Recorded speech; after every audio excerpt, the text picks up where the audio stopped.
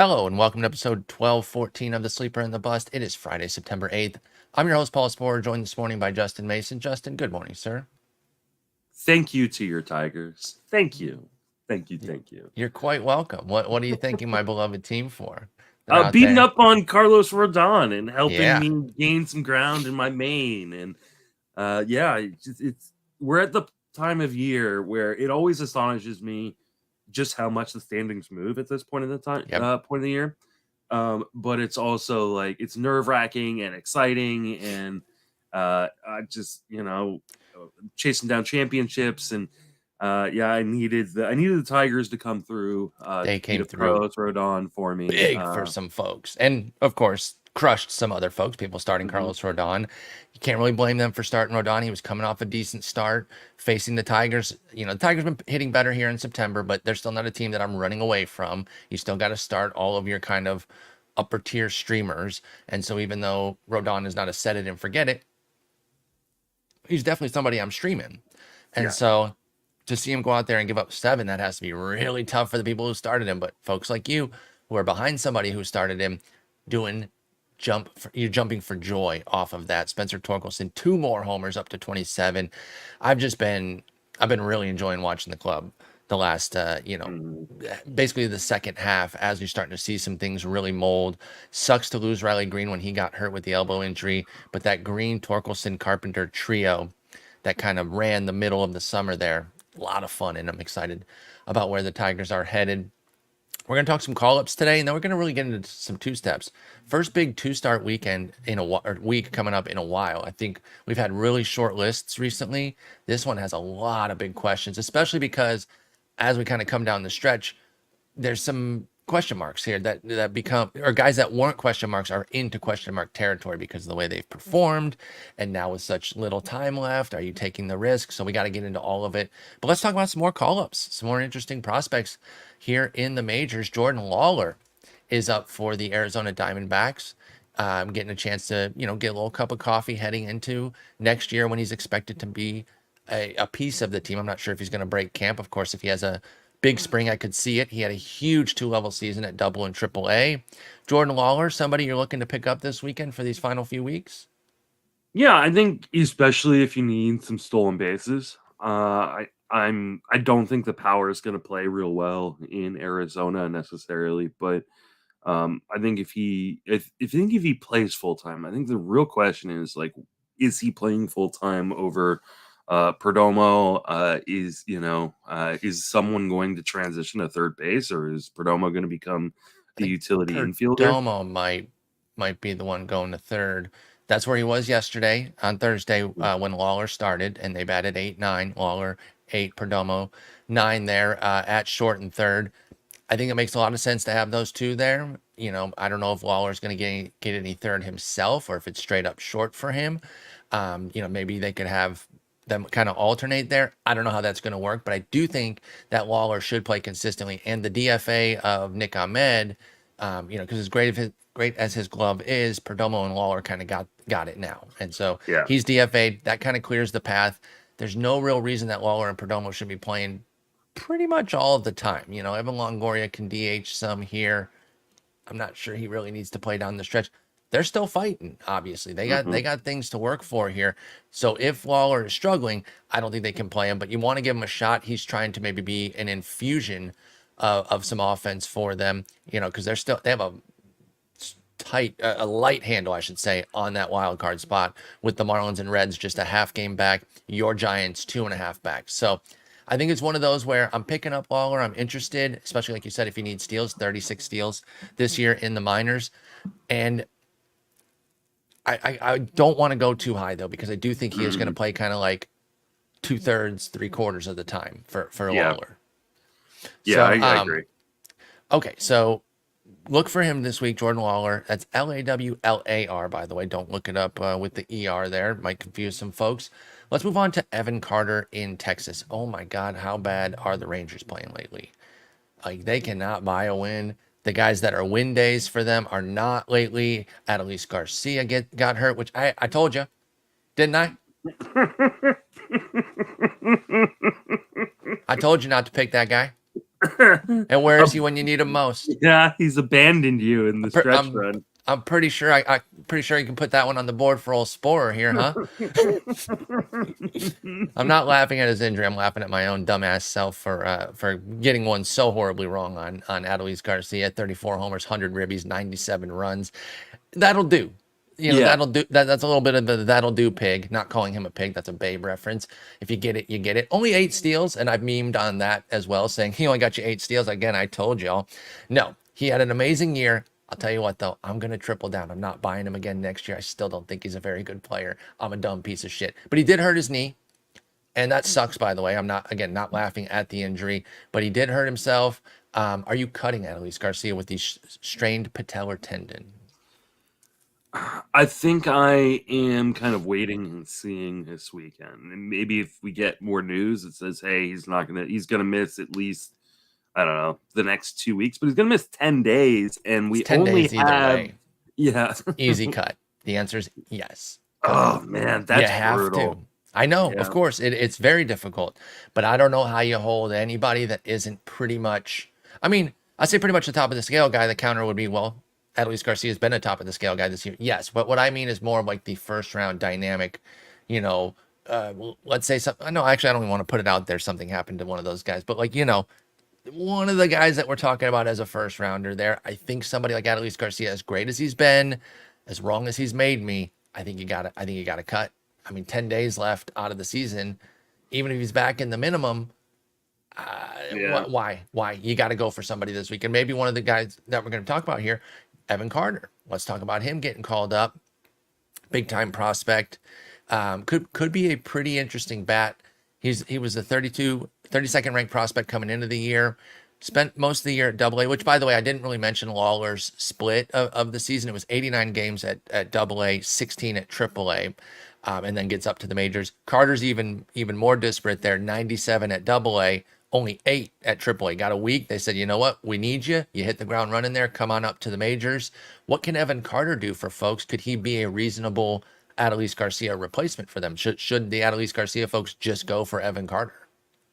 I mean, not if you're trying to replace his actual like numbers, right? Because Garcia is a power with speed guy. And Carter is an on base percentage, with speed guy. So you're not going to get very much power from Evan Carter at all. And I assume he's going to hit the bottom of the lineup, though he does have a really good on base percentage. I mean, he's at double digit walk rates and sometimes really high double digit Yeah. walk rates all throughout the minor leagues. So, I mean, I'm really interested to see where he hits in the lineup this week. Me too, because sorry to interrupt you. Garcia's vacating the 4 spot. Of course, you can move Garver up there, who's cooking this year. Himes at 6, so Garver, Heimer right there. They could move up 1, but then maybe even Carter at 6 would work. But I wonder if maybe they even let him kind of get in one of those 4 or 5 spots there because Carter gets on base so much. He doesn't have the power, like you said, but the OBP is definitely there. I wonder if maybe there's a world where he hits even higher. Does maybe push Seager to 3rd? Put Carter at 2. I don't know. I don't know how much they want to trust such a young player. He is a lefty, so I don't know if they would want to go 3 straight lefties there with Harris, Seager, Nathaniel Lowe. But I don't know that he's going to have to be in the bottom 3rd. I think there's a world where he can be kind of in that 5 or 6 range for Evan Carter. Like you said, he's not going to replace Adolis's power, but maybe it's a world where you got enough power, and because Adolis Garcia did not quite run as much with only 8 steals, maybe Carter can kind of fill in these last few weeks and give you some stolen bases. Mm-hmm. Yeah, I think if you're looking for some speed, and maybe some batting average because he's got a decent hit tool, then it makes sense. And on base percentage leagues, he's definitely a must pick up because of his ability to walk it. Like he could probably walk at a 15% rate in the majors. So, but he while he is a top tier prospect, he's kind of a high floor, low ceiling guy. Okay. Which means I think he's gonna be good, but I don't think he's ever gonna be a star. And that was like Eric's tag on him, the TLDR, too long didn't read. Carter has plus soft skills, but doesn't have the power for stardom. So some of those ancillary skills, which I believe I is one of those quote unquote soft skills, which can certainly sustain you, but does not drive you into another level of quality. And if you don't have that power, you're going to be capped. But he can be a good, not great player. Evan I mean, Carter for Texas. obviously different skill set, but it reminds me a lot of kind of like Riley Green. Like Riley Green was like a top 5-10 prospect, but it was more because he was a guy that people weren't really afraid was going to miss, and not so much like he's not going to be a future first rounder or anything like that. Yeah, like you look at Green this year, 11 homers, 7 steals in 416 plate appearances. Even if you extrapolate that out at that exact same rate, that's not exactly talking first round like you said, but maybe one of those guys who can kind of consistently live in the 4th to 6th round area for a bit as a high quality player. And maybe Evan Carter can kind of be a little bit shy of that, depends how much he runs, but still be an interesting fantasy player without being a fantasy star. So Maybe, keep an maybe eye like on him. like a Nimmo who actually steals. There you go. I like that because Yeah. the on base and Yeah. hopefully maybe a little bit better health. Thankfully, Nimmo. Yeah. I think Nimmo stayed healthy this year. Has he? Yeah, he's been Honestly, great. He's been great for my main. I got him really really cheap because he was coming in with an injury, mm-hmm. and he missed like the first couple weeks. But Oh he's yeah, been he's having a fantastic for me. brilliant year. Yeah, Yes, he is. 359 OBP, 27 homers, only 3 for 6 on the bases. But again, that ship has sailed. We don't really go for Nimmo for steals anymore. But he's had a great year. I feel like it's hard to hide New York, right? But I feel like all of their shit's been underrated this year because of how bad the team has been and how much they've underwhelmed against expectations.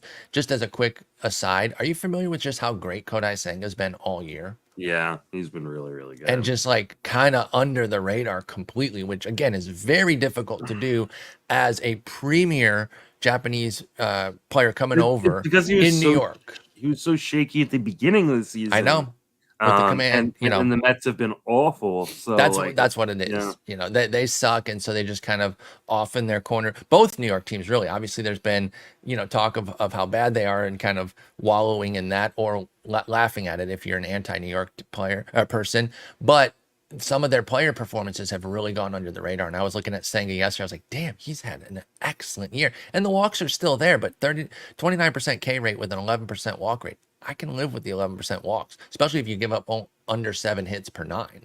So a 123 whip is palatable there for Senga. But anyway, I moving I on to got I got Nimmo in the 16th round, my man. that's a nice scoop, Yeah, man. that's it was yeah. For 22 bombs and that kind of consistent OBP. It's only translated to 77 runs because of the Mets. Imagine if they had done their Yeah. job, that could have been like, I don't want to say pick of the year, but that could have been a game-changing pick. As it is, it was a great pick to get Nimmo there. And like you said, he was dealing with something which with his history kind of scared people off. But Nimmo's one of those guys who it's only about health. The skills are locked. He has Mhm. proven time and again that he is a fantastic player. He just needs to stay upright, and he stayed mostly healthy this year. 133 games, going to get his second straight 600 plate appearance season for Brandon Nimmo.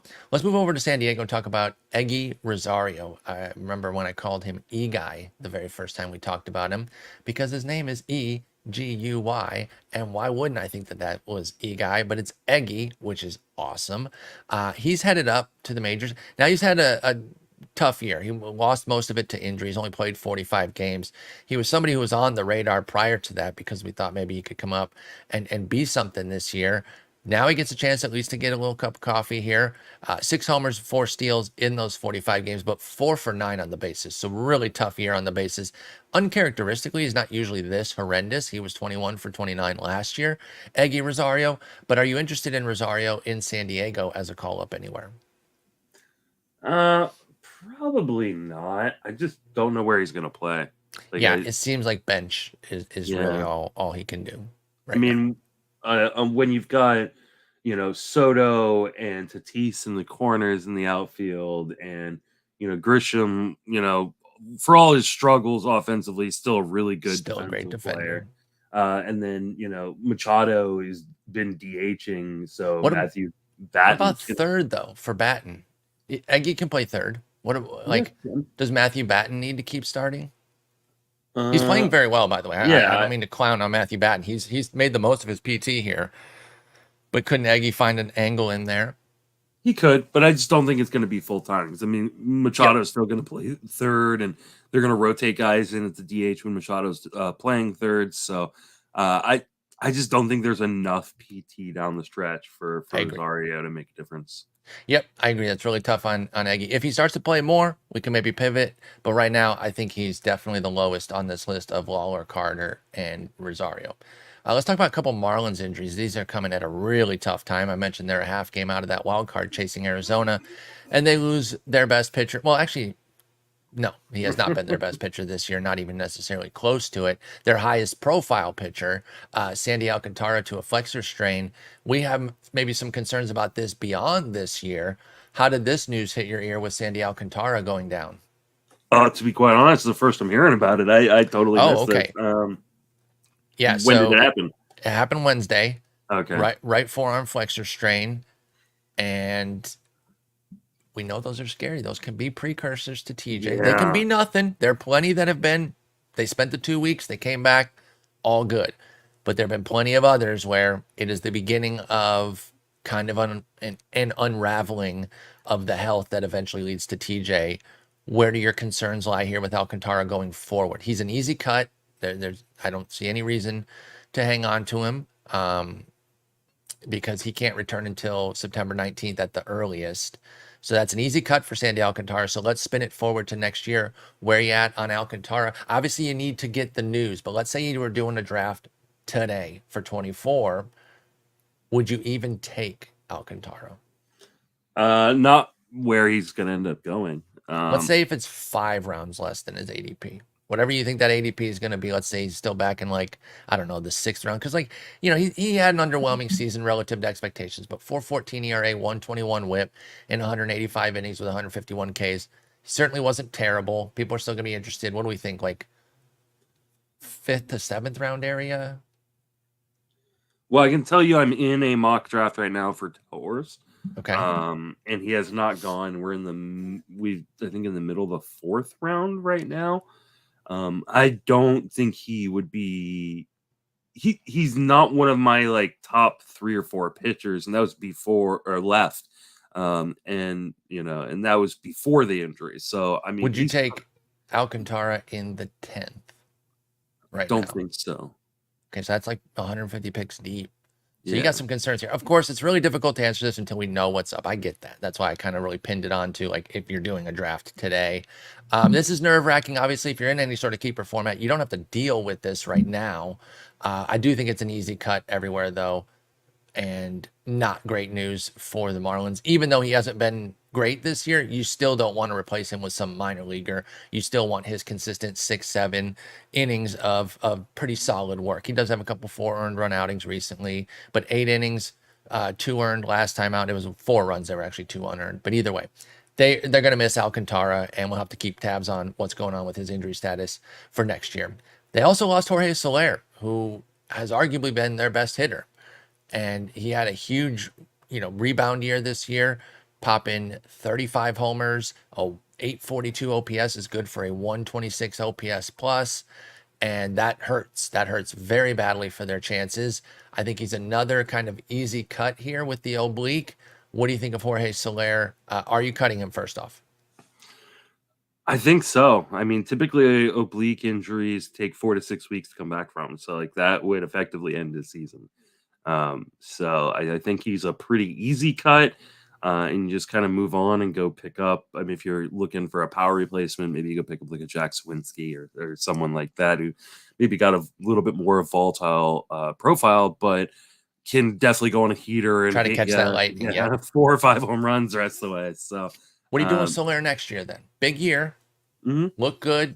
We knew he had big boy power. Miami, the park never really bothered me with him. It's just his volatility in general. He did his breakout in KC, right? So he can hit homers out of Miami standing on his head. Great season. Is it enough to get you kind of back in on him? I don't think the price is going to skyrocket on Soler. It's going to be higher than it was last year, easily, because he was an afterthought. But even a high-level Soler pick is what? 160, 150? He might be going in those top 10 rounds at most, right? I think that's probably where he deserves to go. If he's going cheaper than that, I think I'll be in. If he's going in that spot, I don't know. It's the hard part is it's all about health with Jorge Soler. Yep. And so like you're putting a lot of eggs into his basket of health, and that's just not something he's been able to do consistently over the course of his career. If he Quite ends up, literally never, by the way. yeah, Never back-to-back fully healthy seasons. so So, and he wasn't I, even fully healthy this year. This is yeah, not his first injury. So 126 games this year, we're already seeing it with Soler. Just to underscore your point there. yeah. So I think I'll probably be out on him depending on where the price is. But there might be a lot of people who feel the same way as me, and that could drive down his price. And if I can get him around like 180 or pick 200, then I'm going to be really interested because at that point you're going to be dropping a lot of those guys anyways. Yeah. I'm totally fine with taking the gamble and hoping that he can stay healthy for another 120 games or something. Yeah, that because that's you need at least 120, 130 from Soler to really get a quality season. By the way, just day-to-day injuries. I thought he had an IL stint earlier. It actually is just some small Yeah, day-to-day things. he's been great. I He was mean, mostly healthy. Excellent player this year. Jorge Soler sucks to end it on an injury, but yeah, I think you got to cut him and move on there.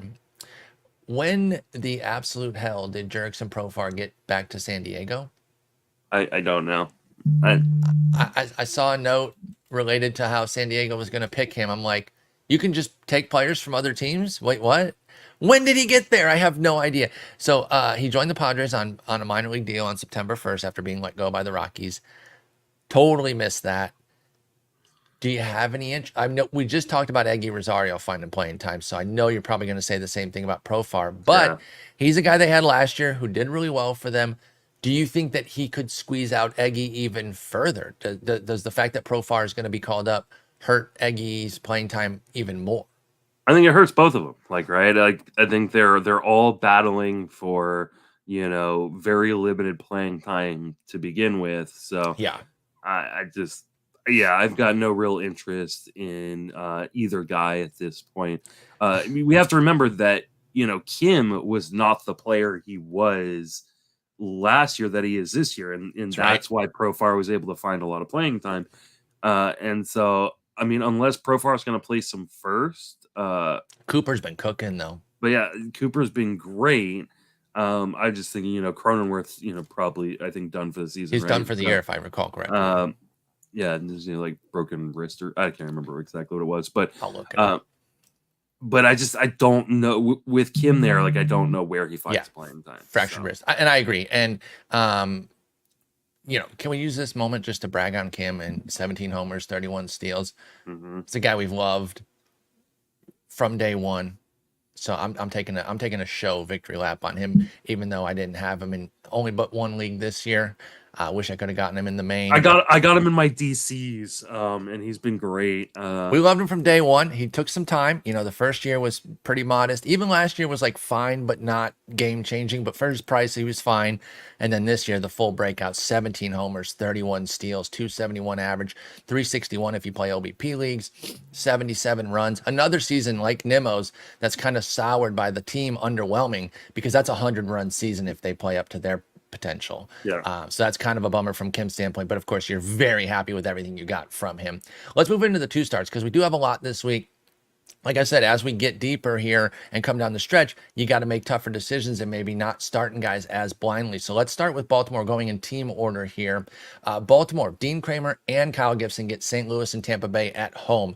Not easy matchups. I've been beating this drum all year. St. Louis sucks record-wise. They still have an offense that can get you careful. What are you doing with Kremer and Gibson? I kind of pair them because I think if you're starting one, you're probably starting the other. I'd be surprised Yeah. if you felt terribly differently about one over the other, but what do you think of Kremer and Gibson? I mean, Kramer's been great in the second half. He has a 286 ERA in 56 and 2/3 innings. Both these starts are at home, Mm-hmm. which I think is a big deal, especially for him because Kramer tends to have a home run problem. So I think I'm starting both guys in both, for this two step and kind of hoping and praying that those Cardinals bats don't wake up on him. But man, Nolan Gorman right now is on fire, and he's usually kind of like the up and down part of this lineup. And so I can understand wanting to skip it, but I think at home in a lot in 12s and 15s, I'm starting in 10s. I think it depends on my other matchups. Yeah, I think tens they're on the table if you really have to Mhm. go for it, but you're trying to avoid these guys. Yeah. Gibson hasn't been great with a 5.12 ERA, but he's piling up the dubs. And you guys know I've been whining about wins for quite some time. He has an American League high 14. I would definitely start somebody like this just because I'm so desperate for wins, and Baltimore has supported him very nicely. You talk about Gorman, and I know we just kind of have incidentally talked about three of the bigger disappointing teams that have had hidden seasons. I would say this is St. Louis's 27 Yeah. homers, 7 steals, and a palatable 236 average. You're not loving that, but you're certainly not dying from it either. I think Gorman's gone a bit under the radar because of how shitty the Cardinals have been. So Nimmo, Kim, and Gorman, a little bit different flavor there too. You got a veteran, you got a guy that's kind of in the middle of the two, and then you got a young guy that have all kicked ass on really terrible teams. So maybe they've been a little bit hidden how great they've been. Yeah. But yeah, if you had to pick one, Kremer or Gibson, who do you Kremer. favor? Okay, Yeah, me too. Kremer. Yeah. Me too. Kutter, Crawford, and James Paxton. I shouldn't even put James Paxton on here. It's funny to even do that to people. Kind of mean, I would say, because there's no universe where I would start him. But Yankees at home and at Toronto. Let's talk more Kutter Crawford here. Unless you think you can start Paxton, but I am so terrified of him that I could never. Am I wrong on that? Would you start Paxton given where he's at right now? Man, He's been fully brutalized in brutal. 3 straight, including at KC last time. Like Yeah, at Dodgers and Houston, you give him a little break, but then at KC, you're like, come on, man. That was the worst of the bunch. yeah, and I mean the velocity's been down throughout the last few starts. You have to wonder, like, he's missed so much time There's no over. way. I can't think he's hurt. I have to. I think he's just out of gas. Like Well, that's fair too. Yeah, yeah, yeah, like yeah. It might not even be hurt. It might just be fatigue, yeah. as you say. So yeah, I think I'd probably pass on probably both these guys. Passing on Paxton there, but let's talk a little bit more on Kutter Crawford, who also he might also be running out of gas. Tampa Bay and Houston worked him over his last 2 starts. He was pretty good against the Dodgers, 5 innings, 2 runs, 7 Ks. That was 3 starts ago, though. So you're probably passing on Crawford here, you say? Yeah, I think I'm passing on Crawford too. I mean, I know that Toronto hasn't been the offense we thought it would, and the Yankees are definitely not the offense we No. thought they were. But yeah, the Yankees have got a little infusion of talent Mm-hmm. from some of those younger guys. Judge is back. Bichette I think is gonna should be back today. So I think there's too much danger with both of these starts. I think I'm passing on both. There's definitely some danger there. I like Crawford with the Orioles personally, so I'm a little bit higher on Crawford. I got him in that group there. I think I would go Kremer, Crawford, Gibson right now. So that's where I'm at. Justin's off of Crawford. He puts them below those two right now. Neither of us are starting Paxton. He should not even be on your roster, folks. You do not want to take that risk. Even if he were to somehow turn around and do well against New York, I could not see myself starting Paxton even against Toronto at that point. Jordan Wicks, the rookie for the Cubs, has looked pretty nice. The skills have not been flashy, but the results certainly have been. He has a trip to Colorado along with a trip to Arizona. It's a really difficult two-step, but he also has some support here. He's 3-0 in 3 starts. Is there a world where you can get this done with Jordan Wicks? In deep leagues, yes. In shallow leagues, I just don't trust Colorado. And Colorado's actually been swinging the bat, decently. So I would probably avoid it in your 10s and a lot of your 12s. But Mm-hmm. in your 15s, man, you're out of options. Like there's just very few Yeah. guys you can actually turn to right now. I know I'm gonna have some scary options this week as well. So like I totally understand rolling with him. I think you probably should roll with him in 15s. Okay. Jordan Wicks, I think I agree with that. As difficult as it is at Arizona, at Colorado, it's reversed at Colorado, at Arizona. I do like the support that he's been getting. And, again, wins, especially if you're chasing wins and you can afford a little ratio heat. I think that makes it even easier to start. If you're the other way where your wins are okay and you can't really afford the ratio heat, that's where I would be more cautious, of course. Because there is some implosion potential here. So I think your standings have to dictate it. But if we're just working from a neutral stance where you can just use pitching, I'm generally interested in Wicks here despite the difficult setup. Ben Lively gets trips to Detroit and the Mets. We talked about how Detroit's been playing a lot better of late. The Mets obviously have not had a good season, but they can still get you. Ben Lively outside of Cincy, though, is there enough here for you to start Ben Lively coming off the IL? Like we talked about, like Braxton Garrett having like 2 really bad starts. Like you look at Ben Lively, and it's 3 really bad starts, including a 13 earned one at Ouch. Chicago, where they just let him get roasted for 4 innings Mm-hmm. to try to save the bullpen some. These are good matchups. Like I don't mind it at all in Yeah. your 15s, but that's it. Like on 10s and 12s, I don't think I'm doing it. I just don't think he's a very good pitcher. I'm with you there. And interestingly, he's actually had way worse road split. And not just ERA, like the whip has gone from 114 to 149 home to road. These are small samples, 34 innings at home, 42 on the road for Ben Lively. So I don't want to get too bogged down in them. I think you do have to consider it in 15s because it's such a nice setup, but you're taking a lot of risk, and I don't know if you want to sweat those games. I think you might just want those to kind of play out and check them in the morning unless you got the Tums handy. Speaking of needing the Tums handy, this guy might even be more of a pain in the ass because I think you have to start Dylan Cease home against KC and Minnesota. But holy shit, man. Like, I cannot imagine the stomach ulcers that people that have him on their roster have developed this year. He's a 4.98 ERA and a 1.48 whip. Maybe you don't have to start him. Maybe you actually don't. He's been even worse than I thought. But what do you think? Dylan Cease, KC, Minnesota, both at home. Are you going for him this week, especially if he's available somewhere? Like, if you could pick him up, would you go out and get Dylan Cease if you're chasing? I mean, here's the thing too. Like, if you're not going to use him here, like he is an easy drop this week. Easy cut. Yeah. His final 2 starts are at Boston, home versus Arizona. So like he doesn't even have after this. He doesn't even have an easy start. So, I think a lot of people are going to roll with this one because you get Kansas City. Yeah, and because of the name. Yeah. Yeah, but I think there's a lot to be said for dropping him. And just like he has been just give it up, unreal bad. Yeah. I mean, I thought there was some downside, but I never thought it was going to be this bad. I never thought. I don't think Nick. We talked how Nick was kind of got tabbed as the anti-Cease guy last year, and obviously, Cease had a great year, but he talked about how I still have my same concerns, and this is how it went this year. I don't think he saw a 5 ERA and the near 150 whip, but that's what 40 grade command will get you. The volatility to be a Cy Young candidate, almost a Cy Young winner one year, and then holy shit, should you be rostered in any league the next year? And that's where we're at with Dylan Cease. I would take damn near everybody we've talked about over him right now, which feels crazy to say, except for Paxton, of course. Yeah, I agree. Brady Singer, your boy. Looks like he'll be facing Cease in one of these. He'll go to the White Sox and then home to Houston. I'm terrified of Houston, so it's probably a no for me. But what do you think about Singer? He's been up and down this year. Has he kept you reeled in at all as far as the future?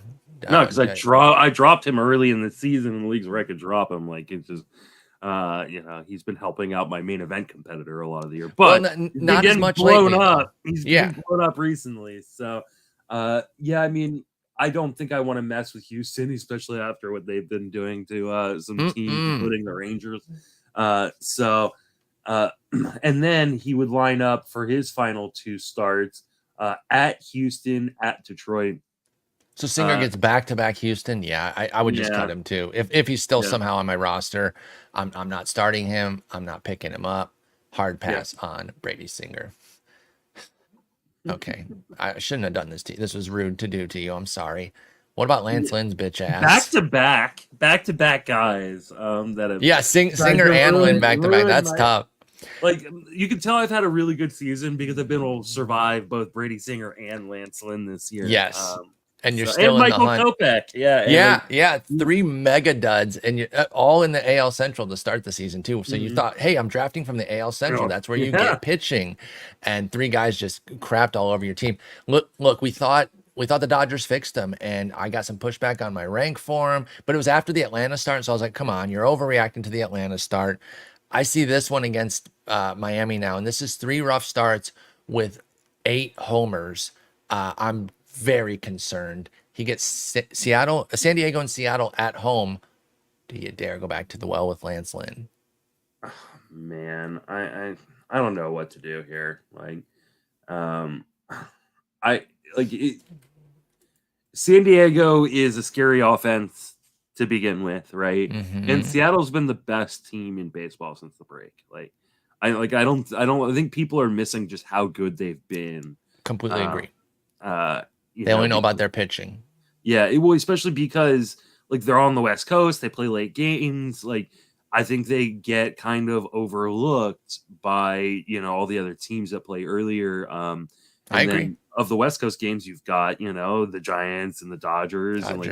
And the Padres, like they get a little bit more attention, and like and people the A's. don't realize. No, I'm just kidding. Well, the A's have been getting a lot of attention. They're getting attention for different reasons. Yes. So yeah, I mean, I think you probably should sit this one. Then you have to cut him. Yeah, I'm trying to figure out what his remaining schedule looks like. So it looks like his second start is going to be on Sunday. So that means, let's see, we're talking after the following week. That puts Lynn in line for will be your Giants. The Giants, and then at the Rockies. Is that right? 1, 2, 3, 4, 5.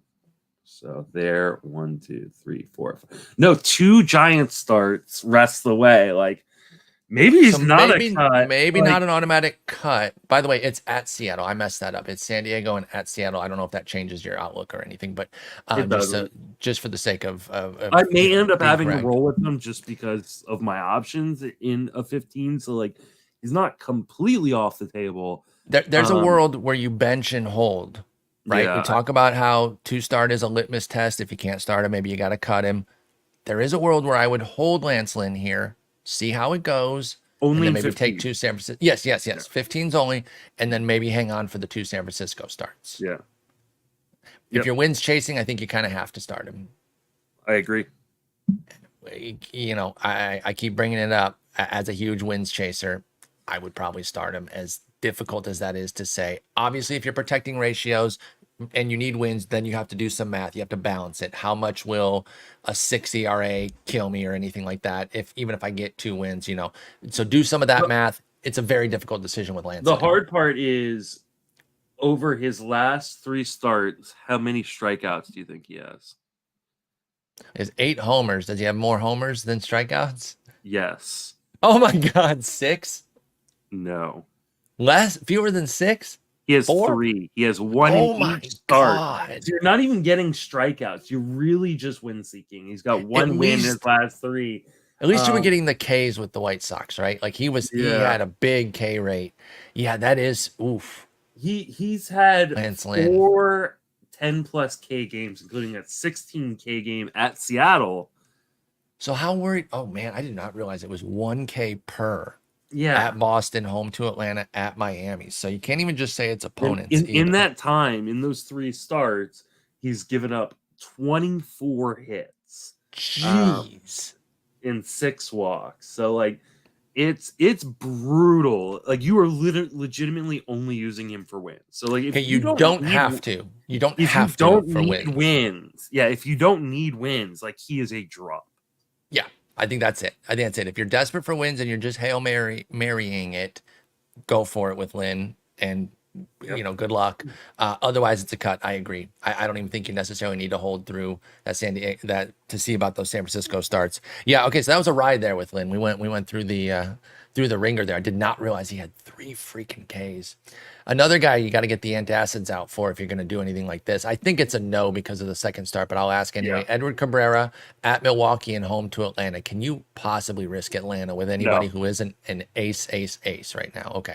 Yeah. Even aces, even aces, I would try to avoid it, but if it's on the heels of a 2-step. There's 4 pitchers that I would even risk Atlanta right now. I know Bobby Miller had a really good start against them, but at this point, they are just top to bottom, the best team in baseball. They're terrifying. Yeah. Zach Wheeler against Atlanta, 1 start this week. You starting him? Yeah, I think so. He makes the list for me. I think he makes the list. My boy Christopher Sanchez, I'm going to have to. You got to bench him. You have to bench him. He gets him twice in a row. Oh, you got to drop him probably. You have to. I think you can consider it. Yeah. It sucks. I love Sanchez. They're going to spoil his nice second half ERA too. I mean, it's actually the ERA hasn't been that great. I think it's like a 3.80, but with a really good whip. Love Sanchez for the second half, and he's panned out nicely, but these two starts are very terrifying. Anyway, Edward Cabrera, no go there. Jose Quintana, Arizona and Cincinnati at home. This is a full yes for me. I love Quintana. I have him. I'm hoping I can get at least one win here, if not both. Come on, Mets, hit for God's sakes. But both at home, I think he's viable even in tens. Depending on what sort of, he's not a must start in tens, but like he's on the table to stream. I like Jose Quintana. What say you? Yeah, I mean, I know it's only been 54 innings, but he's only given up one home run this year. And he was excellent last year too, right? Like this is a continuation. I just think Quintana's good. He just has to stay upright. And at 34, that's not a guarantee. He's healthy right now. He's good to go. I'm starting him. Absolutely. Okay. Carlos Rodón and Clarke Schmidt. We talked about Rodón at the outset of the show. At Boston, at Pittsburgh. So you got the one up, one down kind of appeal there. Schmidt's probably an easy yes, at least a consideration in all formats, right? Yeah, I think so. And honestly, I think Rodón is too. Like, I think you have to, even after the crushing, right, against Detroit.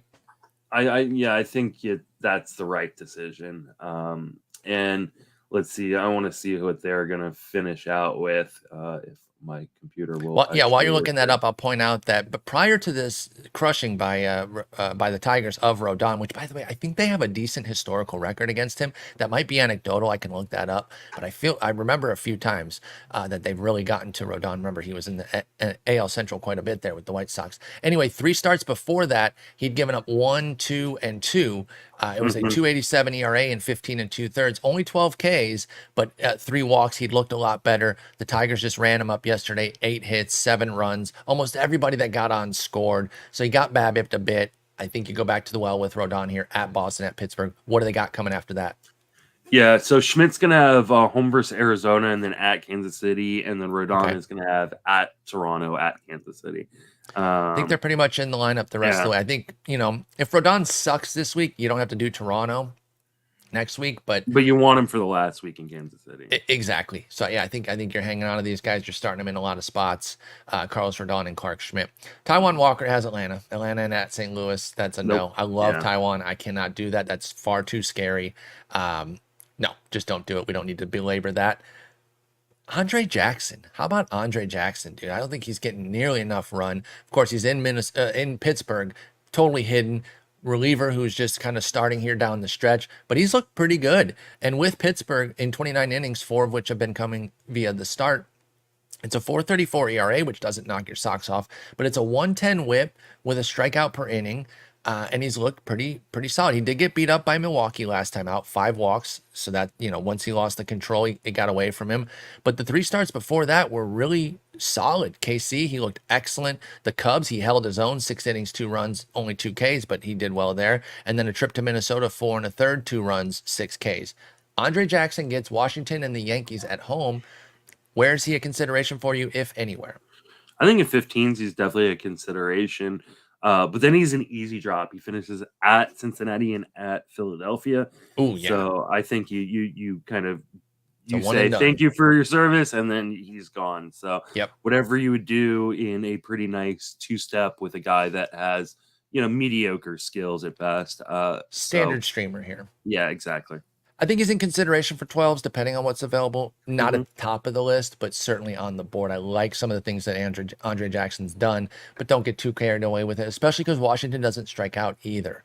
So he might have another good start, but it could be another like 2K type of start as well. So be careful there. Pedro Avila is pitching for the Padres here. He has the Dodgers, which is basically Atlanta. But the reason I still put him on the board, at Oakland. Do you dare take...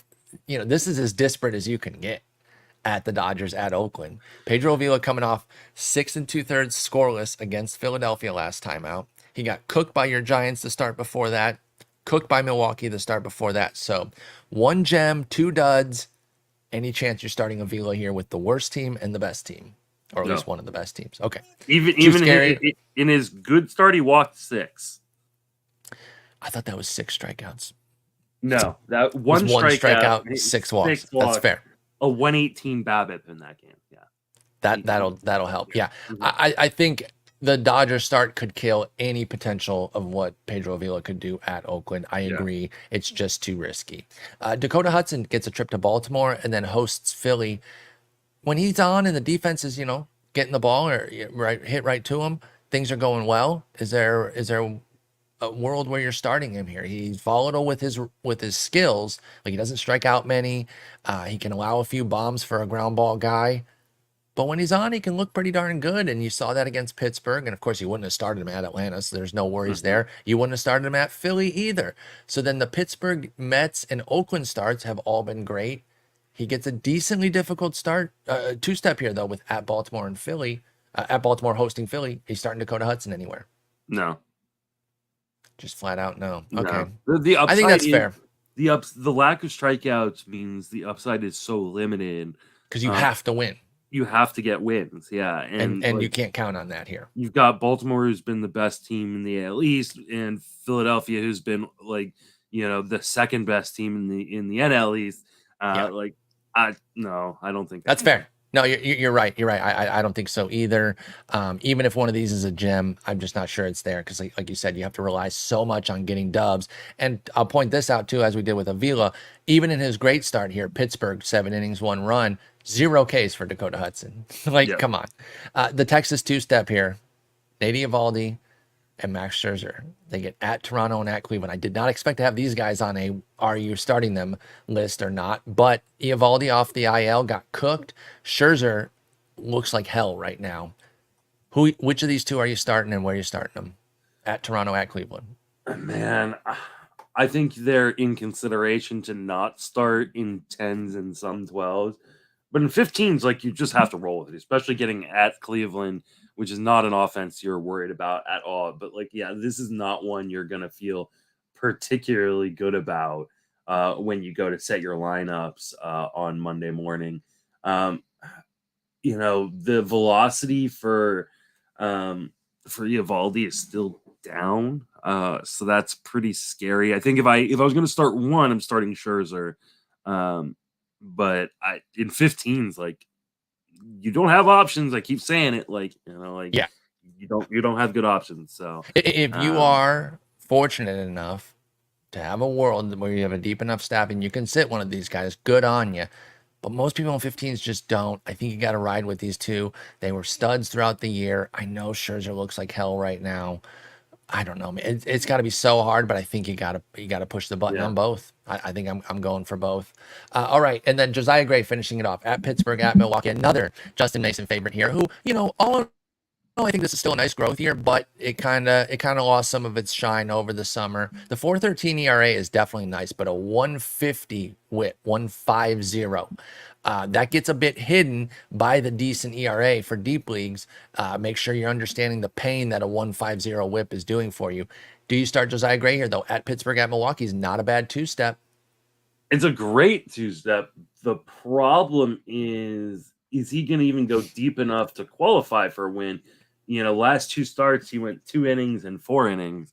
And there were talk that he wasn't even going to make his last start because he was pitching so poorly they were going to skip him. Yep. I think there's a chance he doesn't even get both of these starts. So it's a no for me, unless you are in NL only. He's probably getting dropped for me this week in the league's 15 team. If I got him. So yeah, I'm with that. I'd say no. I'm with that. I think it's too risky. The upside just isn't nearly enough either for me with regards to Josiah Gray. So, all right, there's 2 steps. Good luck out there, folks. It's not going to be easy. I wish everyone the best with their 2-step decisions because it's just so much more painful to make a decision and have it go against you at this time of the year because obviously there's just less time to make up for it. We know how it goes in crunch time, so every decision feels like the weight of the world is on it. But go out there, you do your best process, and you see where the ball lands, right? Because we can only control so much, and sometimes your Spencer Striders are going to get cooked, and sometimes your random waiver pickup is going to hit 4 homers in a week type deal, and that's just how it is down the stretch. And good luck to everyone. Justin, you are on the verge of an excellent. I think I shouldn't say on the verge. You're gonna have an excellent season no matter what. And last year you had one of your toughest years. Knocking on wood right now. But you are looking strong. We'll actually talk a lot about it at the end because I want to decompress with that because again, you were really tough on yourself after a bad year last year. Now here you are in the mix of so many things. We'll talk about it at the end of the year though. Are you and Jason getting together on Sunday? I hope so. Okay. Couldn't do it the last couple weekends, so hopefully, if not, I will get so I'll check with him today to make sure. Ping me on what you're doing and what the plans are. Jen's going camping this weekend Okay. with her friend Emily, so I'm kind of bacheloring it up this weekend. So maybe I'm available for a Sunday pod. Just let me know. But All right. until then, I'll talk to you later. Take it easy.